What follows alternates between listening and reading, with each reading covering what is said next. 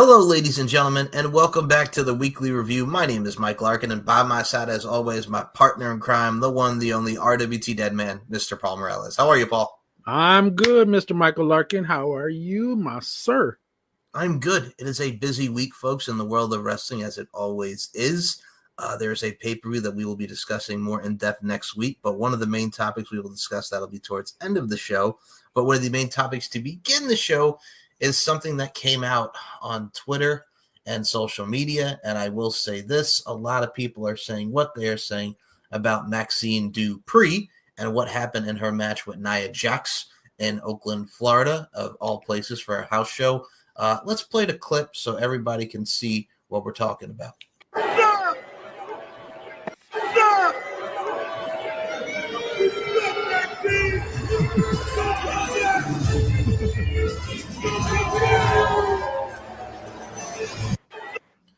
Okay, so the clip is of Maxine Dupree walking out and that chance of you suck and that person heckling her and her doing the thank you on the way back. She looks like she wanted to cry. We'll start here as well, Mr. Paul Morales. What were your thoughts on, first of all, number one, seeing this, and number two, people can be cruel. Fuck those fans. Fuck that person that actually said that she sucked. Okay. This girl is busting her ass. Wherever she's at, she busts her ass. You know, she's just trying to do something. I mean, she's continuing to improve over time. I mean, this isn't just like she's gonna come out there, do a 5-star match, and then it's a house show. House shows are meant to try different things, to try and improve. Even you get people that aren't shown every week. That's what house shows are for. For them to go out there, hone their craft a little bit better, go out there for the crowd, hype them up, but to try different things.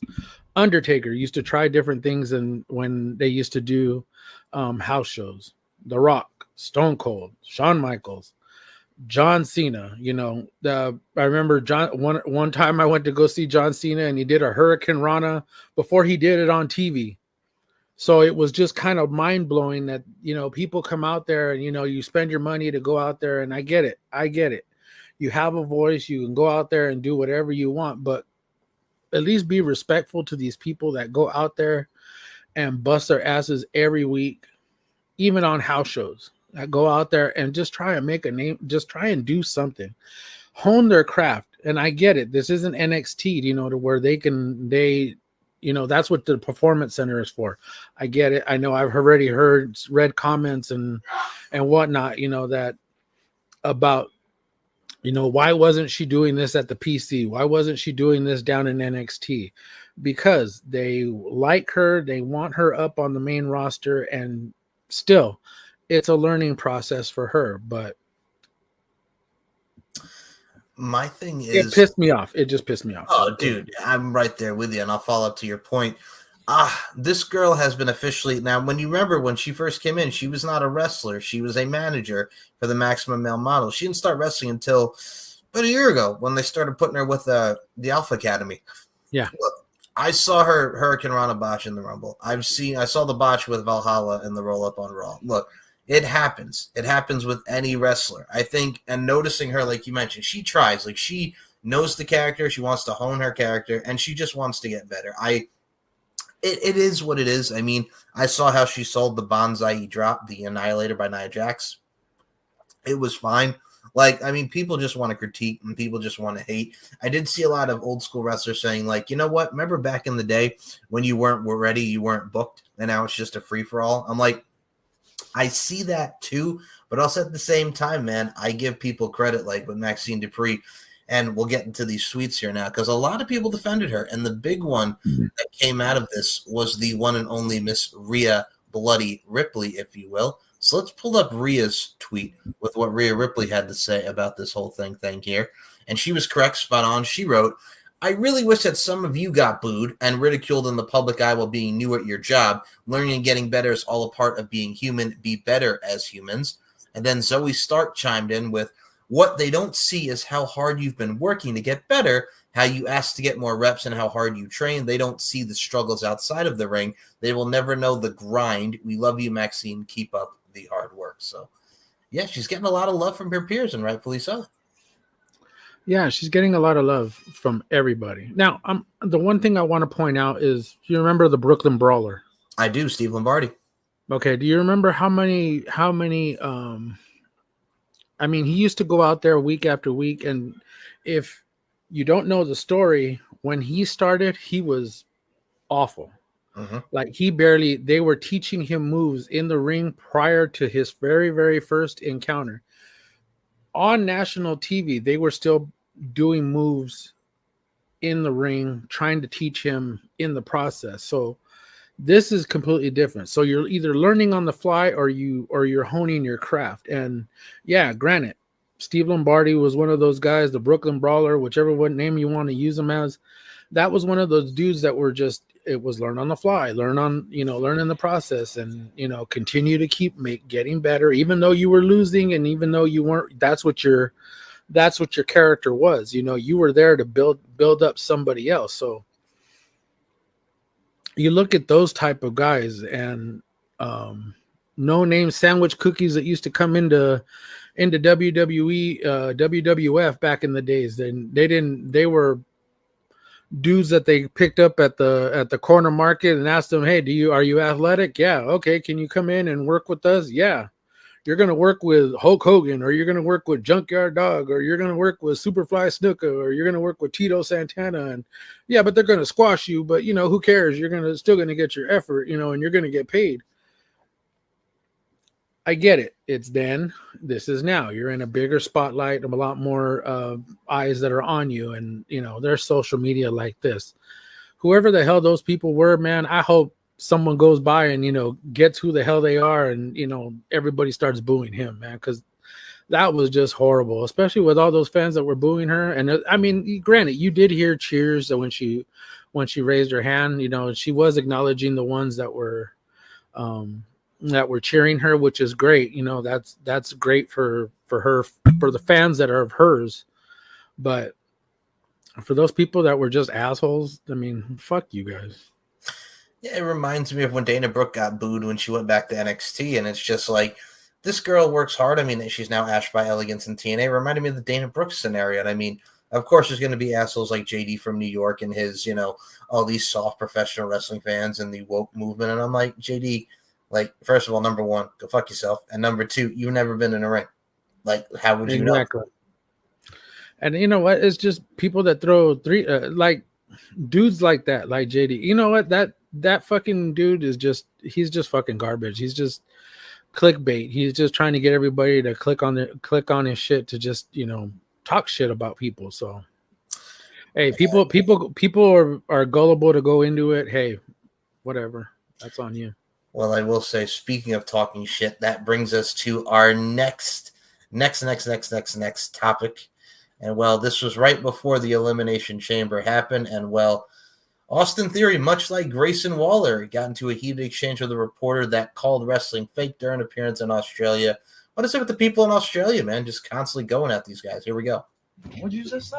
I mean, it's fine. Like, What do you mean? What are you hitting each other? Hold on a second. You brought me here. You're gonna talk to me like this? Yeah, Hey, no, man. I mean, no. Just because you're in charge of some shit here, man, don't mean you can talk to me like this. I didn't mean to offend you. Oh, you're saying what I do is easy, and you're in front of all your people in here talking about my job's easy. You couldn't walk a damn day in my shoes. You see, You got me in here. Dude, are you kidding me, man? I'll smack the shit out of you right now. I'm not playing around. Don't bring me all the way here for some media, man. This guy's talking his head off, man. It's his problem, dude. I love that. I love that so much. Austin Theory, much like Grayson Waller, getting into it. These are reporters, man. Yeah, but I hate dudes that are like that. I mean, you get people in here, and then of course, this is what happens. So you get dudes like this that bring, wrestlers in. Uh-huh. They talk smack about it. Back again. We're back to this bullshit again. Last time it was Grayson Waller. This time it's freaking Austin Theory. So again, I go back to something I said before.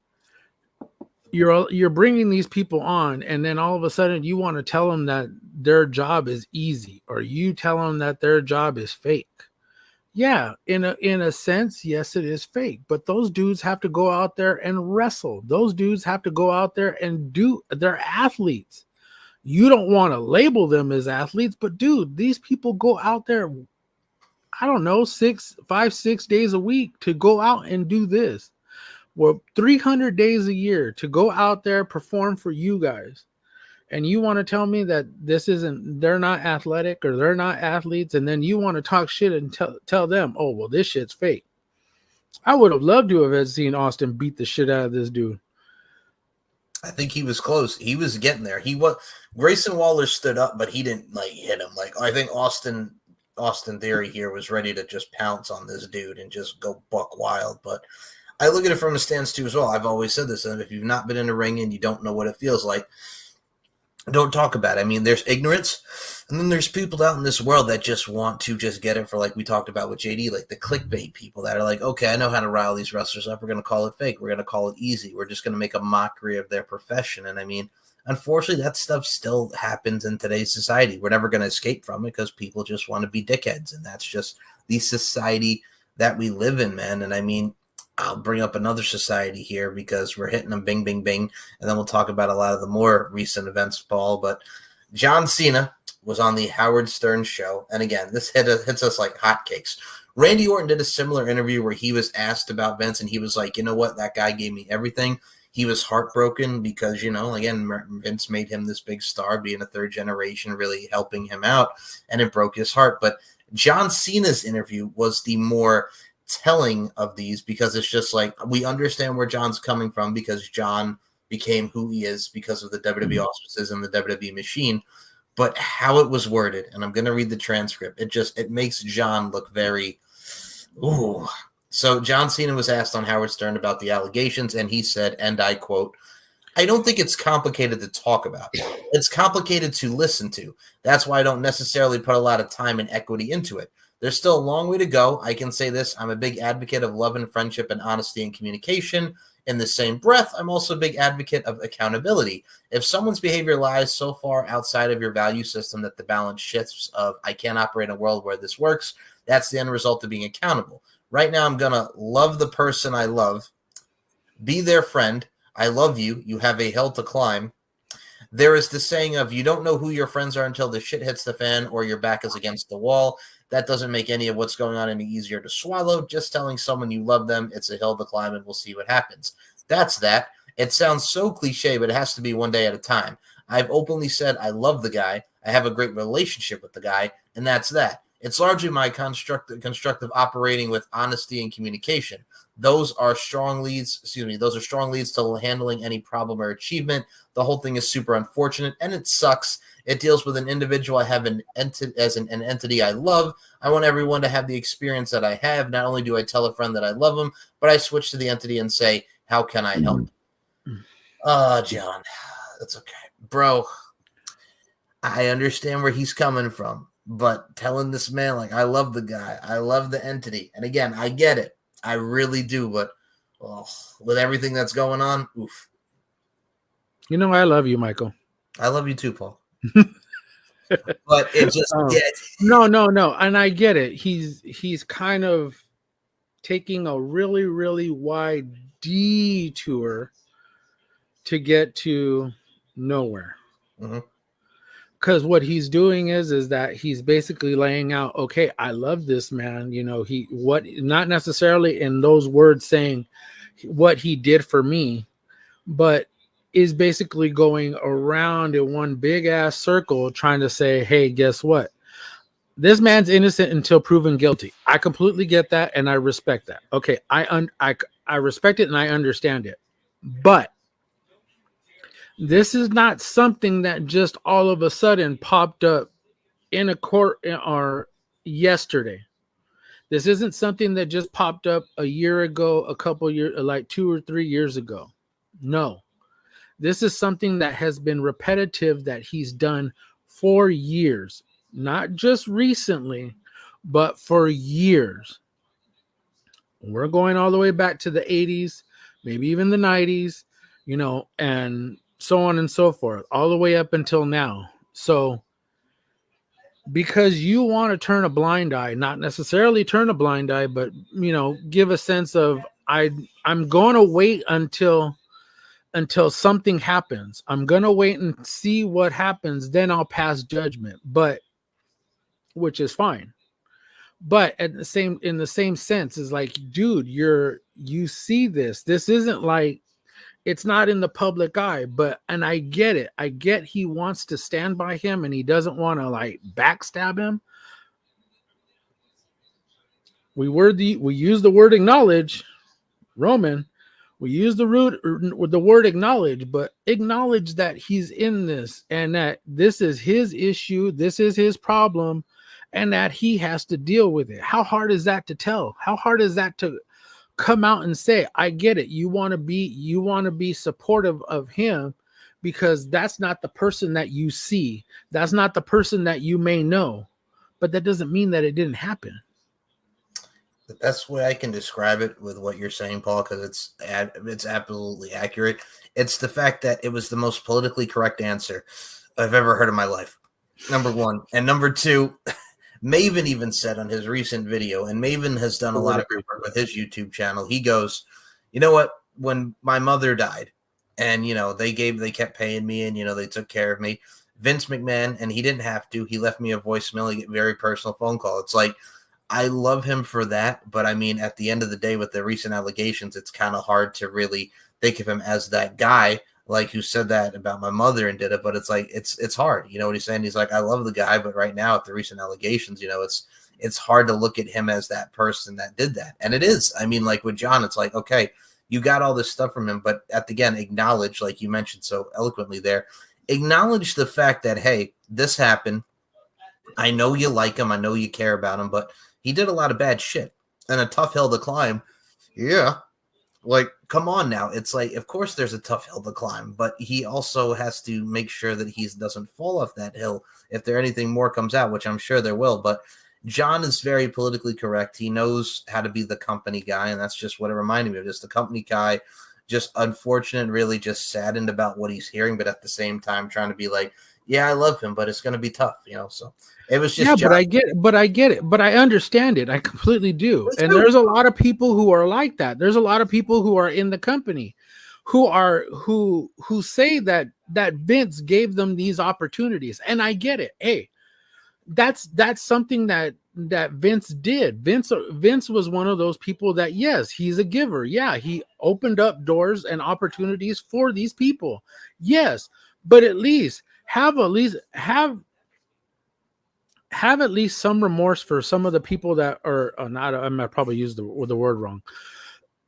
Have at least acknowledged, at least have some sort of remorse for the people that he hurt. Uh-huh. He hurt them. This wasn't just some random, whatever you want to call it, dude. He hurt these people. Yeah, and especially the woman, especially the one that's suing him now. And then we got Ashley Massaro, another one, that they covered up. How are we supposed to look at that as fans, and even fans, media, however which way you want to look at this? How are we supposed to look at this and think of this man as creating this huge freaking company, creating this $1 billion company, and end up being here? Yeah, and you can't think of it as like, oh, this is big conglomerate that he created. It's Ashley Massaro, it's Janelle Grant, it's all these people that you have sympathy for, and what the hell are they gonna, how the hell are they gonna survive after all this? You can have at least hopefully some sort of sanity that they've gotten through this, or they will get through this. I mean, it's hard on everybody. It's hard on the women, and you have to realize like what he's doing is like he's a predator. He is a legit predator. And I mean, again, you could say like what you say, which is understandable, but acknowledge at least the fact that he is a predator and like have some remorse and have some sympathy for the victims, because there's a lot of victims and we're probably going to find out more as we get even more and more into this case. Exactly. But yeah, that was the only Vince talk that we have on the show here, because there's been a lot of Vince talk. And I got to say this, I love talking to you about this because it is the news and it's newsworthy, but I got to say Vince McMahon, holy hell. and Jesus Christ, and just we all need Jesus, and I think we all need to do it better as people. And let me tell you something about people. Here's a segue for you. We got a lot of people coming into NXT.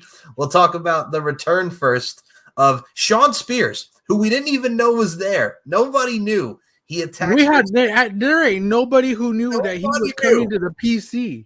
Nobody knew. They hid that very well.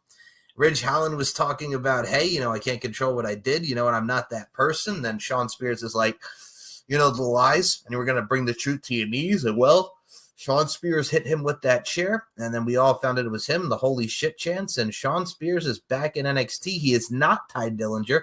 He still has his gimmick of the chairman, Shawn Spears. I like it, mixed with a little creepy, like cryptic type of vibe to it. Dude, I love it. I love it. But you look at everybody who's come over from AEW, and everybody still has their names. Yep, Cody, Jade Cargill, Shawn Spears. Yep, Shawn Spears. Everybody still has their names. So, and granted, that's his given name. So the fact that he still has it, it's cool. Hey, I'm happy for him. I am. I'm happy that he's back. I'm happy that he's got a new direction for his life. Hopefully, at some point in time, I mean, his wife is. I think she's pregnant. No, Jessica's the one that's pregnant, huh? And no, the other one just had 2, huh? No, well, he's with not Jessica. That's he's with Cassie. Yes, I know, but yeah, but they just had their second one, I believe. Yes, and I think wasn't Billy Kay. I think she's pregnant with her third, if I'm not mistaken. I think she's pregnant with number 3, if I'm not mistaken. You know what? We could go back and do the whole thing back. Well, I'll probably come back next week and I'll be like, hey, guess what? She was only has 2. And of course, Jessica is pregnant. That was the other one. And I saw the beautiful picture of them at over in Australia. The iconic, of course, them posing. That was beautiful. Seeing them there, that was awesome. And then, of course, we didn't even get the fact that Shawn Spears came back and nobody knew. The fact that nobody knew where the heck this dude was going to land. But, of course, here he is in NXT. I think it's the best spot for him because he is older. He's 43 now. And, I mean, he does have a wrestling school, and he can work with the young guys, much like a Ridge Holland or a Joe Gacy or whoever. It's the perfect spot for him. It is. It really is. And then plus it gives him that financial security. And then, of course, it gives him the freedom to do what he wants. And if he's in NXT, he doesn't have to do house shows like they do in and on the main roster. Right. And I think also being local in Florida and just really being bound the overall talent, like we mentioned, it's going to be really good for just everybody to learn from the learning tree of Shawn Spears. And again, not being Ty Dillinger, being Shawn Spears, keeping that gimmick. And also everybody joke because Shawn Michaels is there and, see, I just kicked Stan. Well, Stan is now back in NXT and I love it. I'm here for it, man. But speaking of NXT, hold on. You mentioned Shawn. That takes me to that fucking thing with R-Truth. You can't tell me that shit was not hilarious. That shit with R-Truth. R-Truth is like, man, what the hell did he call him? He called him. Man, you see, when I look at you, I see a lot of Shawn Michaels in you. Yeah. He thought it was Johnny Gargano. And then Shawn just friggin' closed. And then you see Shawn, you see like him, he just has this. That was hilarious. I'm sorry. That hands down, R-Truth, national treasure. That man is just gold. He can't do no wrong. And like I said, the story has to be that R-Truth and The Miz are the one who beats the Judgment Day at WrestleMania for the tag. All right, I'll give you that one. Yeah, I got to go with it, man. I got to go with it. But R-Truth, man, golden. If you've not checked out the clip on social media and YouTube, definitely go out of your way. Definitely go check that one out because that was hilarious. And also to the fact to add on to your point as well with NXT, Toma Tonga looks to be WWE bound. Dude, I'm for it. Toma Tonga, give me some. Son of Haku. Haku. Of course. Hey, man, dude killed it over in New Japan. And you know what? This gives him another thing to look forward to, especially coming to WWE, knowing he's going to start in NXT. And the other thing is that I'm hoping soon both Zilla and and Jacob end up in NXT too. And if not, they're going to end up in the Bloodline at some point in time. You know, this may be the time to where we end up with that split of the Bloodline, you know, up on two sides, one with The Rock, one with Roman. You never know. We'll have to see what happens with that. But yes, I am so happy that Toma's coming to WWE, and let's see how his run goes. I mean, from his work in New Japan, from what they did with the Gorillas of Destiny and the Bullet Club, like he's God, and everything that goes into what his character is, I think he's a perfect fit for the NXT brand. I mean, there was a vignette on NXT of the "See You Soon." It was like in the sand, so to speak. So I'm looking forward to see where that leads to and whatnot. But I mean, they've been hitting it out of the park. I'm looking forward to Stand and Deliver. I'm looking forward to Roadblock. But the build to all of these shows, man, have just been great. I mean, we saw the Elimination Chamber, and I'm going to say this. Nia Jax had probably one of her best matches ever. That was probably the best Nia Jax match ever, with her and Rhea Ripley in the main event. And, I mean, it led to a lot of great matches for WrestleMania now with AJ Styles and LA Knight, Logan Paul and Randy Orton. Everything that really goes into what we see Tiffany Stratton breaking out, showing up and show out. I really enjoyed the Elimination Chamber pay-per-view as a whole. I will say this because you were up at 2 o'clock. I was not up at 5 o'clock. I watched it later in the afternoon. Like, I know you were up. You were ready. You messaged me like, hey, you awake? You watching the show? I'm like, no. I'm gonna watch me at 2 in the morning, my time. I'm over there, man. Fool, you awake? Yep. And I ain't getting no answer back. And this shit said on unread. I'm like, oh, this fool. Yep. Stayed asleep. I'm like, all right, cool. I see you. You didn't even make no coffee for me. You didn't even do nothing. You didn't send me no money so I can, Uber Eats some coffee over here. You know what I'm saying? I had to make my own. Fucking DoorDash that shit. Man, DoorDash some coffee and some donuts, man. You didn't even let me do that, man. See, this I ain't even getting paid for this. That's it. I'm out of here. No, I'm just joking, man. No, man, but okay, so I'm gonna speak on it like as fast as I can, but there's a couple little points that I do want to make. Okay, Tiffany. Yep. Killed it. Yep. Killed it. But my only issue is that who eliminated her? Liv Morgan. I understand. I completely get it. And hey, I get it. If it leads to something between Liv and Trish, or Liv and Tiffany, hey, cool. I'm all for it. Let's have it. The other thing is, you spoke about Nia Jax. Yep. I'm tired of all the fucking people giving her so much shit for this match. I'm tired of the people giving her so much crap that she didn't do enough. She's not a main eventer, especially fucking Brian Alvarez. Yeah, and Dave Meltzer. Dave Meltzer were over here talking shit.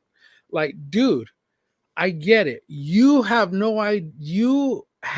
Granted, you guys have a lot more. Well, granted, I'm a little bit older than Brian. And of course, I know I'm not older than fucking Dave. So Dave's older than the fucking Crypt Keeper. Yeah, Dave is in his early 60s. Yep. Yeah, see, so here's my thing, dude, is she went out there and tried her damnedest. Yes, this was Rhea's moment. We all knew that. We all knew it was Rhea's moment. And yes, as predictable as a lot of people said, oh, well, I didn't really watch it because it was very much predictable. Yes, it was predictable. We knew titles weren't going to change hands. We knew that Rhea was going to win. We kind of already figured out that Drew was going to win the Elimination Chamber. We kind of already figured out that Becky was going to win the women's. Predictable, yes. But these people still went out there and kicked ass. We got new feuds. You got AJ and LA Knight. You got, like you mentioned, you have Logan and we have Randy. Although I would have liked to them switch to where I have LA Knight and Logan Paul, but I guess we're gonna get what we're gonna get. But as far as Nia goes, Nia, it wasn't a 5-star match. It wasn't even a 4-star match. I give it 3.5 because she went out there and busted her ass for it. Not everything was smooth. Not everything was correct. Of course, we'll go back to Maxine Dupree. Nothing is perfect. Nothing is precise. But she went out there and busted her ass to put on a good show for the fans and for the crowd over there in Australia. You know, and she put over Rhea. So what harm is in that? I mean, what were they expecting her to do? Come out there, do some flips, do some. I mean, I don't know. She's a big girl. It's not like she was gonna be like these athletic freaking. If she's not Keith Lee, now this is just a guy going from a guy to a girl, or a girl to a guy. But some people are just athletic like that. Nia isn't. She's just a big girl, but she does have attributes. So why are you knocking her down, dude? Just fucking let her go out there, go do her work, and then be happy with what she does. The story. And I get to look at her, and she's hot, at least to me. You know what I'm saying? I feel you. The story. Of yes. Don't tell my wife that. No, she already knows. She already knows that's my girl crush, and that's my crush right there. So, Nia Jax. I will say this about her. First of all, Brian and David are just Meltzer and Alvarez are just fucktards, and they can just shut the fuck up. So the fact of the matter is, the match was Nia. You can't take her on off her feet. She was more powerful than Rhea, and it led to what we got. You know, trying to take her down with Hurricane Rana, the superplex. Nia Jax just going off the freaking the chair and doing a freaking elbow drop. That announce table was insane. I honestly thought she was actually going to get up on the barricade and do an elbow drop. But I don't know if she was just afraid to get up there. So she just did it from the chair, which is perfectly fine by me. I mean, I didn't want her to get hurt, and I didn't need her getting hurt in the middle of the match and, end up, messing both of them up, in the process. So she took the safe route and said, I'll just do it from the chair. It's not really high, and it's not, ricochet flying over the barricades or whatever. But hey, she did it. They put on a really good match. Like I said, I thought it was like 3.5, maybe 3.25, 3.25. I think it served its purpose, like much of everything on this. And that's my other one, is that it did its job. I mean, they put on a good showing. Rhea got the win. Again, back to predictability. We already knew she wasn't going to lose the title. So, I mean, you look at predictability. People say, "Oh, we knew Drew," which was a great match. Becky Lynch. That whole card again. If you've not checked it out, watch the replay. Tyler Bate and Pete Dunne, and against Finn Balor and Damian Priest. Oh man, that was I'm gonna take Sheamus's. That was a fucking banger. They kicked ass, and oh man, freaking Finn dislocated his thumb, and then he put it back in at the end of the match. Man, yeah, that dude's a fucking warrior. He is, and I think also having the mix of just Pete Dunne and Tyler Bate coming back together, they fit well. Give them more shots at the title and more just shine there. Like, they really killed it. And I mean, the other ones, I mean, I gotta give it to Candice LeRae and Indy Hartwell. Indy got the standing O in their match with the Kabuki Warriors. Indy making her home back to Australia, which was very nice. Like, it was great for her to have that moment. Like, every match on the card served its purpose. It was probably one of the best bouts and one of the best shows so far this far in the year 2024. I think everybody should go back and check it out. But yeah, Bronson was actually supposed to be in the show. Bronson Reed was actually supposed to be in the show. He was actually supposed to face Seth Rollins for the title, but Seth got injured. And of course, I'd like to congratulate Bronson and his wife welcoming in their new baby.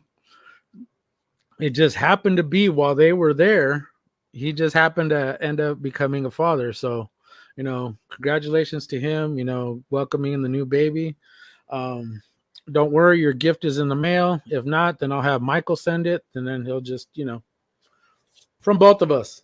Yes, from the thick to the thick boy. Congratulations to Bronson Reed and his lovely wife.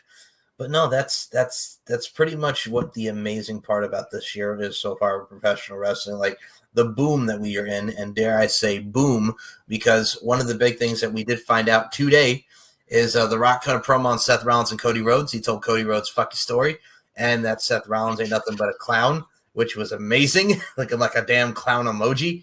You know what, Michael? Fuck your story. Fuck your story. it's so good. It was just so awesome. You know what? I was actually going to start the show by telling you, fuck your story, Michael. Fuck you and your story. You and your story. First of all, can he just keep coming out with those friggin' vests and the friggin' suits like he does, like it's 1999 again? I love it. I love it. His Versace. Oh yeah. His Versace. Versace. How do you spell it? Versace. F-O. Of course. Versace. Versace. God damn it. I mean, you had The Rock and Roman Reigns in the ring tonight. They made the counter offer of Cody challenging The Rock. Hey, night one, let's do a tag. Roman and Rock against Seth and Cody. I'm here for it. We've all been talking about it. We've all wanted it. Looks like we are going to get it, but the big turn of everything that was in that segment tonight, which again, for about 20, 30 minutes was just awesome to open up tonight's SmackDown. Rock goes to do If You Smell What The Rock Is Cooking. Roman cuts him off. He says, I need something from you. I need you to do something for me. Acknowledge me. And then The Rock acknowledges him, and then they all chant, You sold out, The Rock.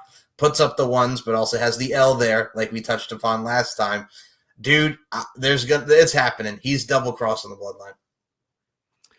Yeah, he's gonna double cross it. But of course, hopefully you put up this picture. This is Paul Heyman with the look on his face, and he sees him and he's like, I know something's off here. Something is off. He said, I acknowledge you, Roman Reigns. He said, I acknowledge you. You're my family. I acknowledge you. I acknowledge you. I acknowledge you as my tribal chief. You know, they all out there, and if you smell, and he let him finish what the Bloodline is cooking, and then they put up their ones. Whatever. But yeah, that's what they did. I enjoyed this segment just because, again, this is what is so exciting about this, because it brings Rock back into the mix. He's being The Rock from 10 years ago.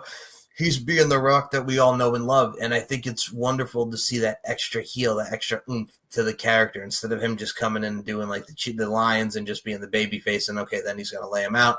This adds more layers to the character and the Bloodline story. Fuck your story that we're going to get with Cody and Seth returning next week along with Logan Paul. But something else that came out of SmackDown that was absolutely awesome to see was the return of Rey Mysterio in the Carlito Santos Escobar street fight. Number one, great match. Number two, Rey's back. And oh my God, what about that mask, dude? That was a sick ass mask. You got to love that one. Yeah, I'm happy he's back. He rehabbed the hell out of that knee.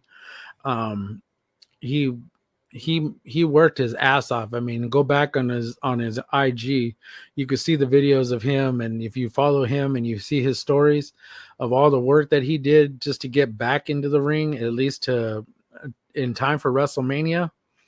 Oh, this is going to be a good showdown, and we're going to probably get Carlito, Rey, and at least Carlito and Rey against maybe Santos, and I think somebody else may be actually coming in. I don't know. Don't quote me on that, but I think maybe somebody else, maybe somebody from NXT. I have no idea yet. Maybe Dragon Lee. Maybe we might get a turn by Carlito up on Rey. I have no idea yet. Just hoping to see something good from this, man. I mean, you got two little Latino factions going on, and I would much rather see it, produced really, really well. So it puts over everybody and not just, a couple of people.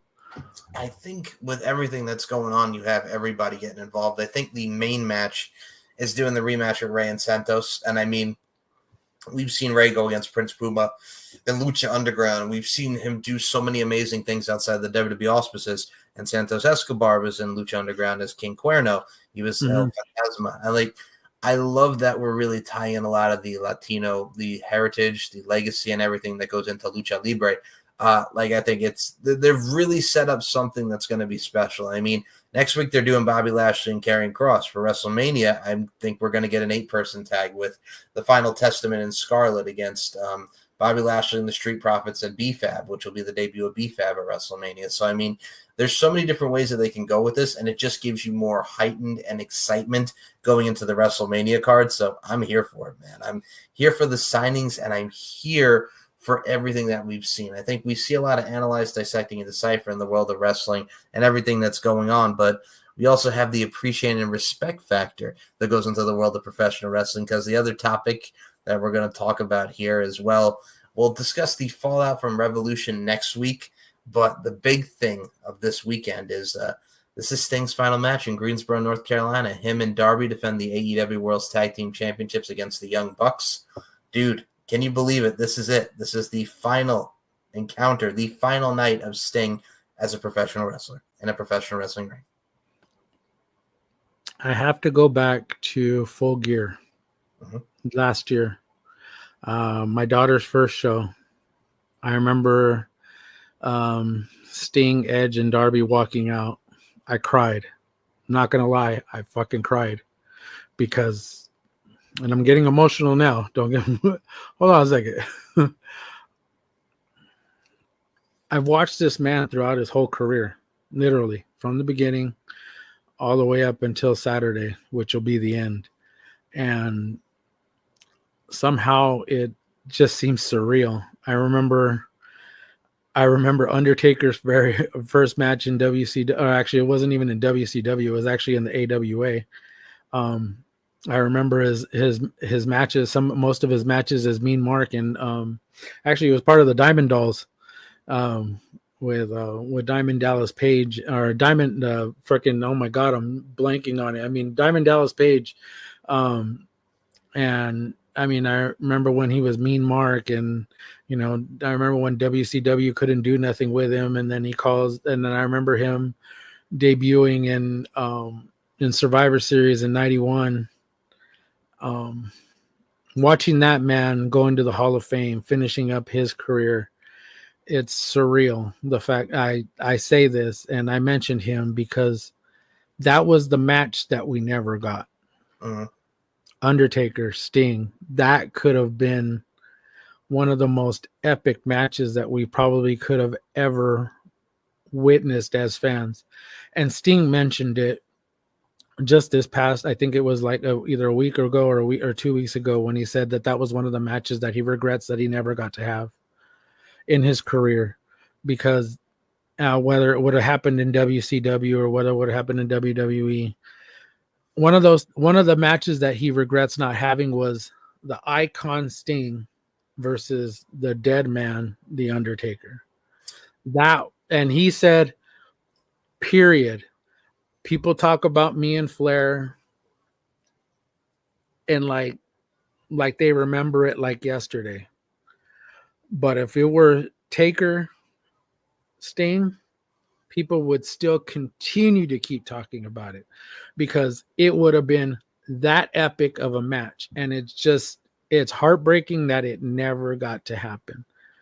I blame Seth Rollins, but no, I'm just joking. I don't blame Seth, but I think we almost had it like at WrestleMania 27 that year, because there was talks of Sting coming into WWE to do the match, and then he decided to stay with TNA, and that's when we got the Undertaker and Triple H. Yeah. But I mean, we could have had it.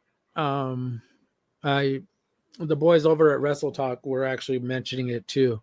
How Sting could have jumped from WCW over to WWF during the time of the Attitude Era, and he could have simply we could have had it then, or after WCW had went out of business, after Vince had bought them, and prior to him going to TNA. You know, he could have went there and he could have just shown up and showed out for them. And we could have had that match a long time ago, back in the early 2000s, 2004, 2005, 2006, back then when he had just, started out in TNA. We could have had it around then, but we never got to have it. And those were, I think, the regret between both of them, that not necessarily a regret. I think it's just kind of like the fact that it didn't happen. And, they're in our minds, in our history, in our lifetime, those are our icons. At least to me, those are my icons. And if I have to move anybody off of my Mount Rushmore, it would probably be The Rock. And I'd probably put freaking Sting on there, because you're talking about somebody who's been on there, been with one company, and then he went over to another, and then of course now he's in AEW. But I mean, you're talking about a lifer, and somebody who's did a lot for the industry too, to put over talent throughout the years. And the same thing with the Undertaker, of how many people he's put over in his lifetime. So we didn't get that, and that's something that I feel we could have had, and it would have been beyond what we would have expected. I don't know if Vince would have allowed Sting to go over the Undertaker, but if it would have been one of those matches that would have been WrestleMania caliber and nowhere else. I think when my dad was a fan of Sting from the beginning too, like he remembers the Blade Runners with him and the Ultimate Warrior. Like he saw the days of the Sting and Ric Flair and NWA and the Sting and the Great Muta and all these great people that he's wrestled. I mean, from everybody from Flair to Luger to Great Muta, like I mentioned, and even some of the matches that he's had with the likes of like a Magnum TA, or whether he's been in there with like a lot of great guys like a Nikita Koloff. Like the dude's wrestled everybody, and he's been there, like except for the Undertaker, but with everybody. I mean, I was so happy to see him. Like when he was in TNA, like I loved his run in TNA, like going for the title against Jeff Jarrett for the NWA World Title. Like watching him and the stuff that he did with Abyss, or watching the stuff that he did with the Main Event Mafia, watching the stuff that he did with the likes of Samoa Joe and AJ Styles. Like he was just very giving, and he was there to help young talent and really bring people up. And then the WWE run, like I popped when he came out, Scorpion Death dropped the Triple H Survivor Series 2014, the build to WrestleMania. And I will still say this to this day, because you mentioned Seth Rollins, and the Rollins match was good, except for what happened with the injury. But the big thing that everybody talks about, and I've said this, you've said this, we've all talked about it, the wrong guy won at WrestleMania. I'm glad he got his moment, but Triple H should not have won that match. Yeah, he never should have won that match. I mean, and I think when Paul talks about it and he looks back at it, and I think he's mentioned it, like that wasn't his idea to go over. That was Vince's. Mm-hmm. That was Vince's idea for him to go over, but it never should have happened that way. It should have been Sting's moment. That was Sting's moment, and he should have went over, and that's it, point blank. That was Vince's bad booking in that sense, because you're talking about somebody, yeah, he was with WCW, yeah, he was with the competition, yeah, he went over to TNA, and yeah, and so on and so forth, but Sting is on a higher level than Triple H. No matter which way you want to look at it. I mean, Triple H is one of the greats, but Sting is up there with that Ric Flair, Hulk Hogan status, to where he is the icon. I'm right there. Hulk Hogan's immortal, well, as they call him, the immortal Hulk Hogan, but he's up there in that upper echelon of like those guys from like the 80s, and 90s that were just up there. So, I'm right there with you on the fact of we've seen everything from Sting, and like for me, like then last Nitro, like a lot of people were just so emotional. You want to talk about emotional? Him and Ric Flair doing that match that they did on the final Nitro on a 1, and then embracing. It's like, okay, we're never gonna see like this again, just because again Nitro is done, and then they all moved on with their careers. I mean, we got Sting and Flair in TNA, which like that was like 2011. And I mean, now we got to see them now, and I mean, we just saw on Dynamite Ric Flair coming out and poking the Young Bucks in the eye and chopping them and doing whatnot and being involved with Sting this go around. AEW has rejuvenated him with Darby Allin. I mean, this is just some fun that he's doing. He's going nuts, jumping off his stuff. Like he's really just going out there and giving it his all right before he retires. And it's just like, it's amazing to see just like how for someone who's like in his 60s and just the stuff that he's putting himself through and going out there for the fans or for the thrill of performing. It's just wonderful to see.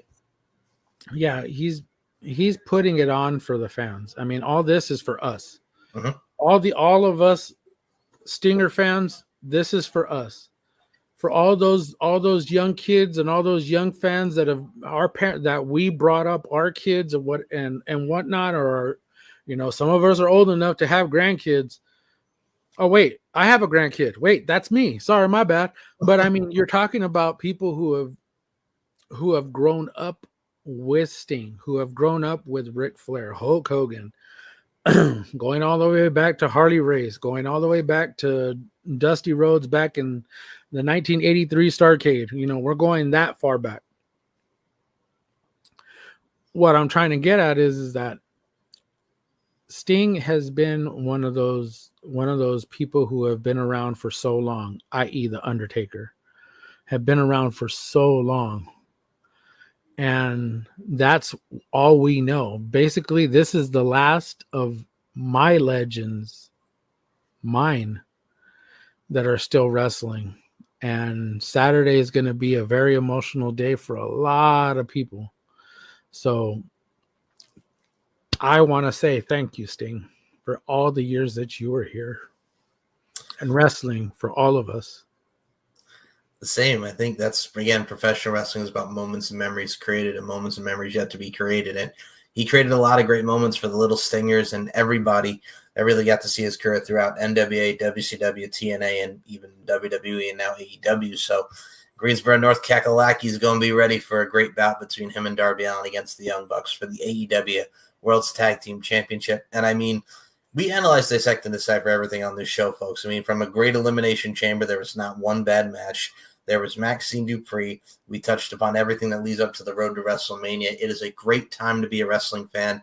But I also just remembered one final thing I do have to add is we mentioned him before with his stupid comments about Nia Jax, Mr. Dave Meltzer, and Brian Alvarez. Oh boy. So they do the rewards for 2023 and all this mess, and everything is subjective, as we know. It's fan voted. But what a lot of people also were not a fan of was they talked about the worst matches of 2023, right? And fan voted number one, a lot of people thought it was disrespectful, was Bray Wyatt and LA Knight in the pitch black match from Royal Rumble of last year. And they thought it was disrespectful because Bray Wyatt, God rest his soul, is no longer with us, and he was number one on that list. Right? That literally, the fact that they put that on the list, the fact that they couldn't, for obvious reasons, right, say we're not gonna use this one. Mm-hmm. We're not gonna use this one. No, don't vote for it. You know, and then even if it did win, why would you even put it on the list in the first place?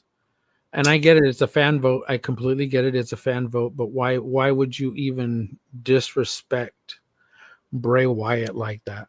Why would you disrespect Wyndham Rotunda, the entire family like that? That's just low. And that is in poor taste by Brian and Dave. That's just wrong. I understand it's a fan vote, and I understand that people at the time may not have liked it, but at least out of respect, just don't put it on there. That would have been smarter rather than what they did. But you know, it's what they do. And I mean, for the worst gimmicks, like number 3 was Tony Storm, and people argued, and I'm like, this is probably one of the best works that Tony Storm's doing because that gimmick is so doggone entertaining and funny. I mean, again, everything's subjective, but I'm like, okay, that was on the list. And I look at well, first of all, the fact that Tony Khan had not gone on a rampage or a tweet that Triple H won Booker of the Year, and he came in second. So, I mean, was I shocked that Triple H won? No, because WWE's been hitting on all cylinders. And I mean, we cover everything, and you and I watch these products and we discuss, and we like what we like, we don't what we don't, we like what we like, we don't like what we don't like. But at the same time, is that what we're doing here, man? Man, why are we here? Oh, everything you just said. Okay, never mind. Can you continue? I love you, man. But that was fuck you and your story. But no, that's the fuck you and your story. You and your story. But that's the general consensus of what we do. And I can be honest with myself. I could say, like, Triple H's booking has been fucking hitting it out of the park. And Tony Khan, when you're bringing in, like we mentioned, like all these wrestlers like Akiyama, Bermuda Bahama, Come On Pretty Mama, and all these CML people that you don't introduce. Like, oh my God, this week friggin' Jericho fought that friggin' luchador. Who was it? Like Adonis or Atlantis Jr., whatever it was, because he wrestled his father back in CMLL in like the 90s as Corazon de Leon. And I'm like, bruh, You couldn't have built this like a couple weeks in ahead where Jericho's like, okay, we have a special announcement for Chris Jericho, and then you build this, and then you show the footage, and then like on this date I want to wrestle his son, and build it instead of just saying, oh yeah, by the way, Chris Jericho is going to fight this guy tonight because I have history in CMLL, and I'm like, you're going to do it on the day of, as opposed to like building it for weeks. That's his issue. This goes back to everything. My biggest gripe with Tony Khan. Yeah, Tony Khan. Not AEW, because I'm not going to use everybody as a whole, because Tony is the one that's fucking running this thing. Correct. This is the exact same bullshit that we had running with fucking Vince. What are we getting? A repeat of what Vince used to do. Mm-hmm. When Vince would just book matches randomly out of the blue and nobody knew what the hell it was for, but yet we just still watched it. And I completely get it. If it had a history and it had something, build to it. And that's my biggest gripe with Tony Khan, because we don't get fucking builds. The booking is horrible. A lot of the matches are just thrown together. This fucking meat match that didn't fucking happen, but yet you still have this fucking meaty match that was supposed to fucking happen, and then you still have all three fucking competitors in this match, but yet somebody was injured. Yeah, Miro and Keith Lee were injured, so he had. So I guess those were the other two competitors that were going to be in the match. So you still have three of the guys. Why couldn't they fucking go at it? It doesn't make any sense to me. Instead of just making it an 8-man scramble for a and now you have a fucking 8-man all-star scramble for this fucking thing. It just makes no sense to me, dude. Like, he does shit on the fly like Vince, and not everybody's enjoying it. And it's like not everybody is getting to the hype. This is the reason why a lot of people just don't like watching it. And this is the criticism that he is going to continue to get until he gets the shit in his head, or out of his head, whichever way you want to look at it, that you can just throw matches together. This is not New Japan, that people are accustomed in the US, like, are a little bit different. And mind you, TNA doesn't do that. TNA has builds. Nick Nemeth and Steve Macklin, like that promo from Japan, yeah. And he did the promo from Japan. So why is it that Tony Khan can't take?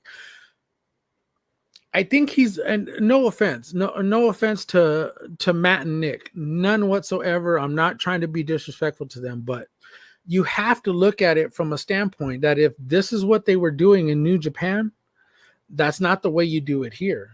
And if that works in New Japan, cool, fine, work, cool, hey, great, cool for you. But it just doesn't work here, and not a lot of people are accustomed to it, and not a lot of people like that way. And I get it. He wants to be different. He wants to do things completely different than what they do in WWE, and the way they do things different in TNA. But it's still people, in order to draw people in. Back to O'Shea's point. Tell me about these people. Tell me about what they do. Don't just breathe down don't just shoot me down and then start talking shit to me about, oh, well, you should know this guy. Well, I don't, but can you tell me about him? Yep.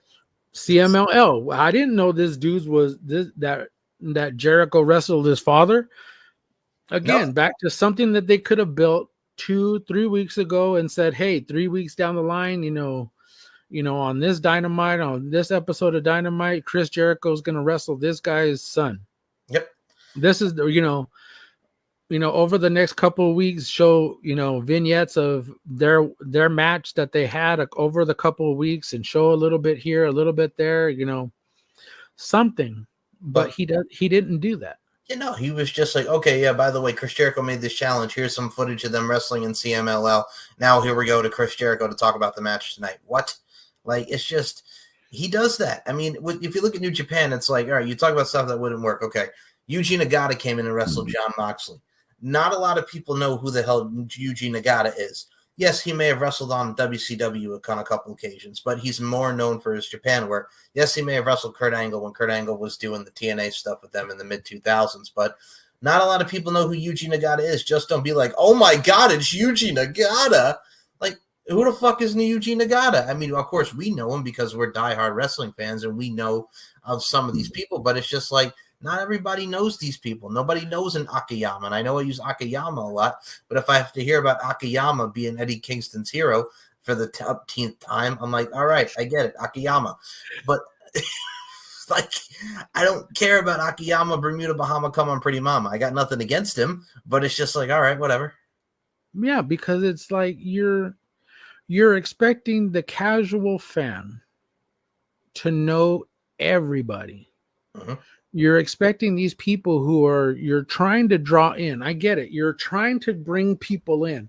It doesn't matter whether you're trying to get them from older people or you're trying to get them to where you're that 18 to 45 demo and you're trying to get the ones up higher, whatever, demographic, whatever the fuck they like to call it. Anyways, you're trying to draw people in to your product and you're trying to show them these people. Showing them and then not telling them who they are two different things. It was good to see that video of Eddie Kingston. This was like a month or two ago, or no, before Full Gear.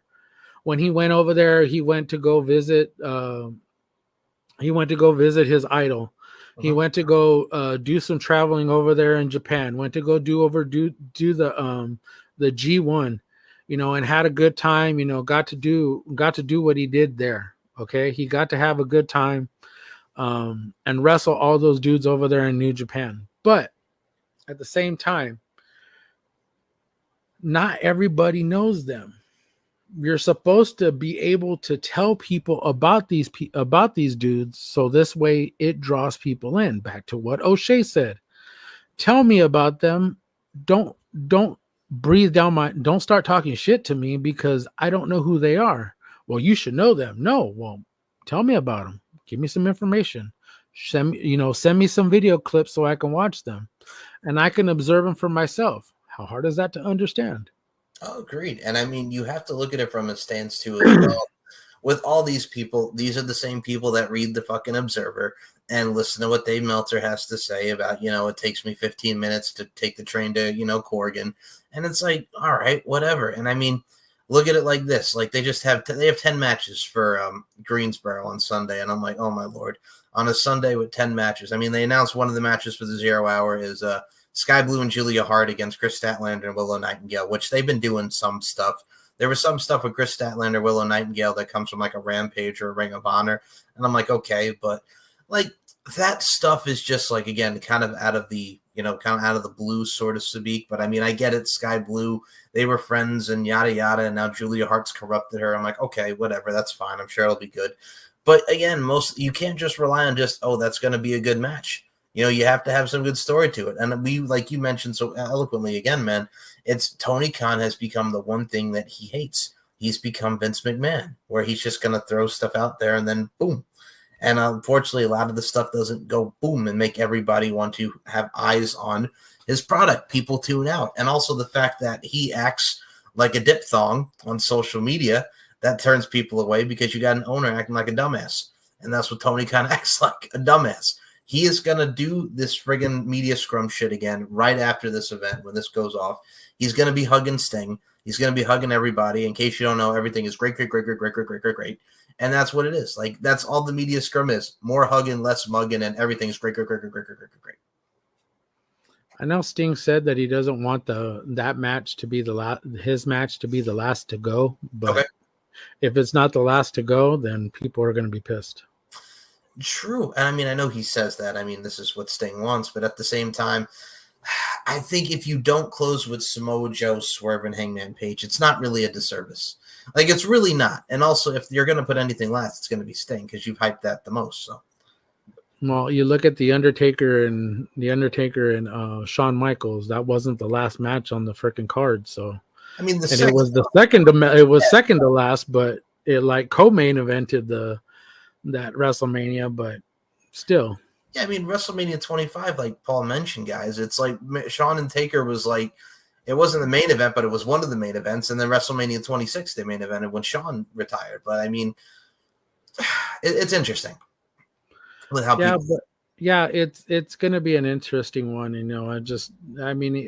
I understand that he doesn't want it to end that way, but if it's the second to last match, even if it's the last match, I understand you want Samoa Joe, you want Hangman, and you want Swerve, but I think from a standpoint, if it's them, they're just gonna say we'll take the one before it because we know how it's gonna end, and we don't want to go out there with confetti and stuff on the floor and whatnot. So we would much rather, out of respect, we'll take the second to last. but hey, you never know what tomorrow's gonna bring. So I'm just hoping for a good final match, and yeah, that's it.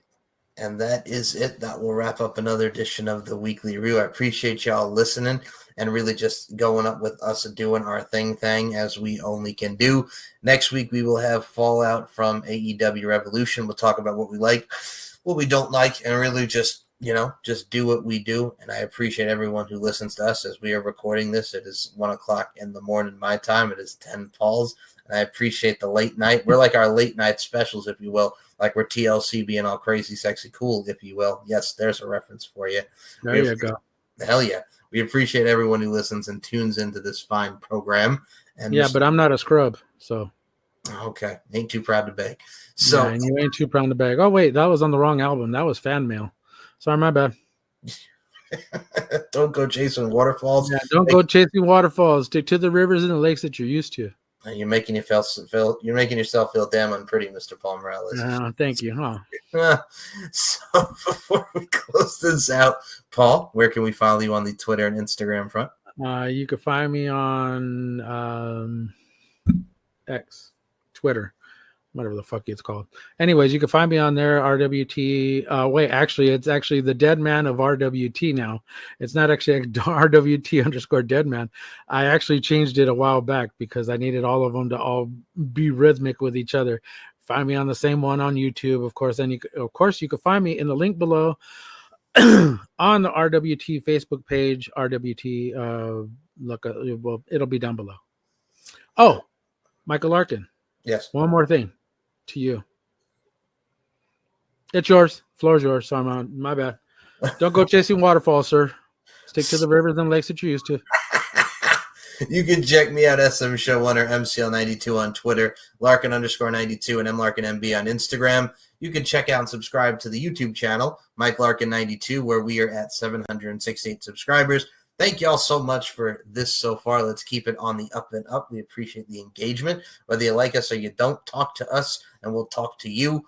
And you can check out this show on the YouTube, Deep Into the Heart of Wrestling with Robert Davis and Nicola and I. You can check out the Steve and Mike Show, my boy Steve Nicoforo. You can check out Pop Culture Podcast on the Mike with Mike, the LFC podcast, Beauty, Strength, and Dominance, and all your wrestling and content and everything needs. It is a good time to be a wrestling fan. It is a good time to be a content creator, and we appreciate everyone that tunes in and listens. Everyone's links will be in the description below. Join the RWT group where you get to see Paul Morales, myself, and many amazing people just chit-chatting about wrestling. And shout out to our boy, the Dr. Amir Blackvein Costello. Yes. Also follow Kicking It with TSK down below, too. We'll have to put that one on there, too, because my boys over there doing their damn thing, too. Absolutely. And yes, you can check out I Know Kicking with the TSK. Now is on Twitter, Instagram, Facebook, and looks to be TikTok. So we will put the links in the description to support Kicking It with the TSK. With Moses. Think Pornhub too. I think somewhere around down there too. Oh, wait, that's yours. That's me. And you can support Moses, Robert, Daniel Crimmins, and Harold Joseph Hunter III. Man, fuck Moses Marquez. Sorry, my bad. Okay, keep going. Fuck Moses Marquez. Yeah, you can support our boys. You know, we got them. Don't worry, we got them. We got you.